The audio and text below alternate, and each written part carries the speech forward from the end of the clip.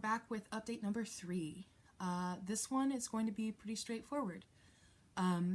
I've not been showing up to my scheduled shifts for the last few days. I think I may be called out for one of them, but since I don't plan on going back, I decided it might be better to spend my time articulating why.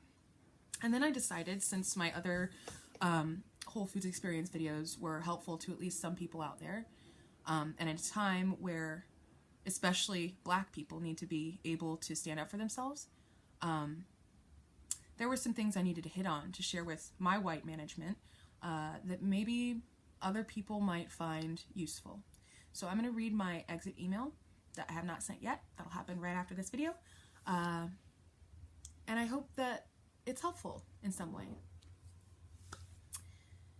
Dear leadership, there is so much going on that I doubt I could make you or anyone at Whole Foods understand it. Not just about me, but about deeper problems that both Whole Foods and Amazon are notorious for. About the things that only people of color have to deal with on a daily basis. About how being aloof and factoring out those issues and interactions actually creates a hostile work environment for non-white people in the company. All I can say is that I hope you're watching the news.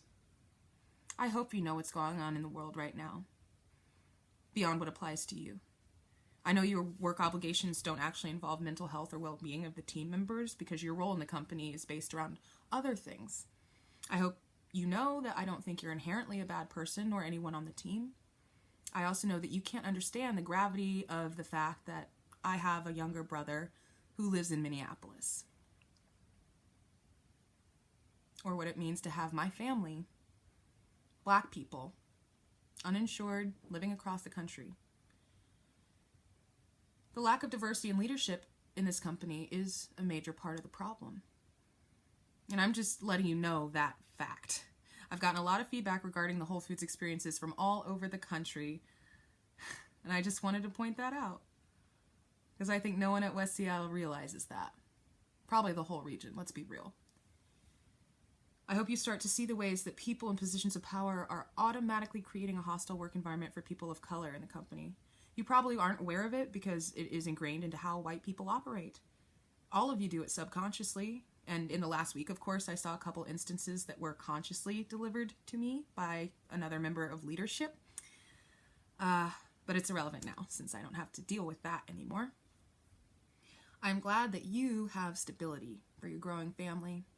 I'm glad that you'll never have to think about your family members being murdered or lynched.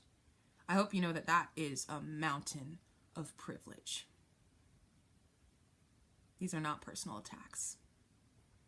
These are the things to be aware of in order to grow and become a better leader. Take it or leave it, I do not care. However, it would be a disservice to myself if I didn't at least try to point those things out. As someone who does not believe in or support Amazon or Whole Foods by Amazon, I have to make my exit. The company should absolutely have employees that stand for what the company stands for. Profits.